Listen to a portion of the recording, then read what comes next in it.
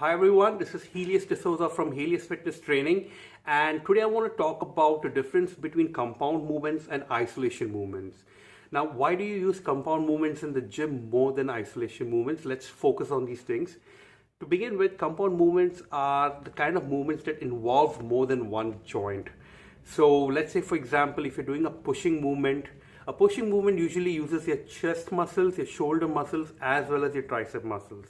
And we're looking at an isolation movement, let's say a chest fly, it involves just one joint, and that is the shoulder joint. Now, when you're doing workouts in the gym, it's always advised that you do compound movements for the simple fact that when you work out, you normally do it to improve the quality of your life. Now, what are the things that you find challenging in your day-to-day life? Let's say, for example, someone who can't sit down all the way to the ground, or someone who can't stand up very efficiently. Perhaps someone who's trying to lift something heavy from the floor and you're finding it very difficult. But what if you can do exercises at the gym that mimics these activities and help you get better at it? Wouldn't that be nice? So the only way to do it is when you perform compound movements, because in normal life you use movements that involve more than one joint. Now, that doesn't mean that isolation movements don't have a place.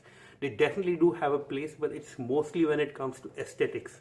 Let's say, for example, a bodybuilder is trying to get into a particular bodybuilding show. So that works really well for them when they actually do isolation movements, because their goal is very different over there. They're not looking at improving the quality of their life. They're mostly looking at looking great on stage, winning those trophies and medals. So when you're looking at it from that perspective, it's okay to involve isolation movements. Now, apart from that, there are certain times when you have no choice but use isolation movements. Let's say if you're focusing on your biceps. When you're doing a bicep curl, it is an isolation movement. You have no other choice but to use an isolation movement, unless, let's say, you're doing certain form of pulling movements that involve other muscles. But when you're focusing on only doing a bicep curl, you have no choice but use a single joint movement.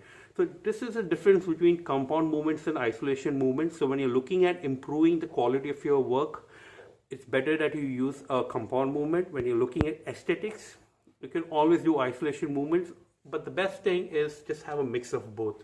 From all of us here at Helios Fitness Training, I hope you liked what we spoke about right now. Thank you very much.